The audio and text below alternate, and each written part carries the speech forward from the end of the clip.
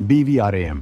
ये नाम जितना छोटा है, इसके कारनामे उतने ही बड़े हैं। 11 जुलाई 2025 को जब सुखोई 30 MKI फाइटर जेट ने ओडिशा के तट से उड़ान भरी, तो किसी को अंदाजा नहीं था कि ये उड़ान इतिहास रचने वाली है। इस फाइटर जेट के पंखों के नीचे लगा था हमारा अपना अस्त्र, लेकिन इस बार ये पहले से ज्यादा खतरनाक और घातक था। क्यों? क्योंकि इस बार इसके अंदर धड़क रहा था एक पूरी तरह से मेड इन इंडिया दिल और दिमाग, स्वदेशी रेडियो फ्रीक्वेंसी RF सीकर। परीक्षण के दौरान एक नहीं बल्कि 2 अस्त्र मिसाइलें दागी गईं। दोनों के लिए अलग अलग हालात बनाए गए। एक लक्ष्य दूर था तो दूसरा बेहद तेजी से अपनी दिशा बदल रहा था। ठीक वैसे ही जैसे कोई दुश्मन का फाइटर जेट भारतीय सीमा में घुसपैठ करने के बाद बचने की कोशिश करता है, लेकिन अस्त्र के लिए ये सब बच्चों का खेल था।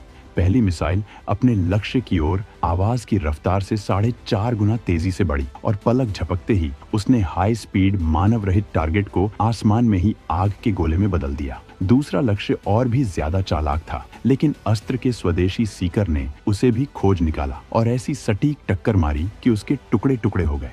ये महज एक परीक्षण नहीं था, ये ऐलान था कि अब भारत के पास वो आंख है जो 100 किलोमीटर दूर से भी अपने शिकार को पहचान सकती है, उसका पीछा कर सकती है और उसे खत्म कर सकती है। रक्षा मंत्री राजनाथ सिंह ने इसे सिर्फ एक कामयाबी नहीं बल्कि क्रिटिकल डिफेंस टेक्नोलॉजी में आत्मनिर्भरता का प्रतीक कहा। ये सिर्फ तारीफ के शब्द नहीं थे, ये उस सच्चाई की गवाही थी कि भारत ने वो कर दिखाया है जो कुछ साल पहले तक एक सपना लगता था। इस एक परीक्षण ने दुनिया को बता दिया है कि अब भारत को अपनी हवाई सुरक्षा के लिए किसी विदेशी ताकत के आगे हाथ फैलाने की जरूरत नहीं है। हमारा अस्त्र अब खुद अपनी तकदीर लिखने के लिए तैयार है। ये वो हथियार है जो दुश्मन को नजर आने से पहले ही उसकी कब्र खोद देगा। अब सवाल उठता है कि ये अस्त्र इतना खास क्यों है और ये स्वदेशी RF सीकर आखिर है क्या भला, जिसके सफल होते ही DRDO से लेकर भारतीय वायुसेना तक में जश्न का माहौल है। इसे समझने के लिए आपको थोड़ा सा पीछे चलना होगा। अब तक भारतीय वायुसेना अपनी लंबी दूरी की हवा से हवा में मार करने वाली मिसाइलों के लिए रूस की R-77 और फ्रांस की MICA जैसी मिसाइलों पर निर्भर थी।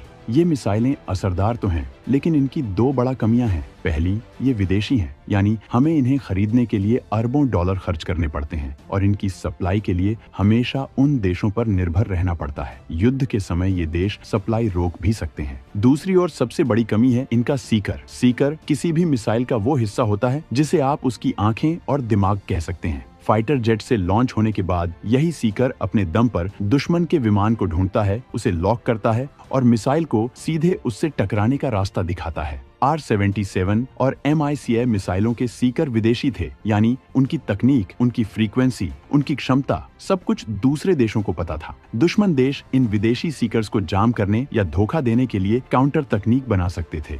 यहीं पर अस्त्र और उसका स्वदेशी RF सीकर पूरा खेल बदल देता है। DRDO ने सालों की मेहनत के बाद एक ऐसा RF सीकर बना लिया है जो पूरी तरह से भारतीय है। इसका मतलब है कि इसकी तकनीक, इसकी फ्रीक्वेंसी, इसका काम करने का तरीका सब कुछ टॉप सीक्रेट है। सिर्फ भारत जानता है कि ये कैसे काम करता है। चीन या पाकिस्तान के पास इसे जाम करने या धोखा देने का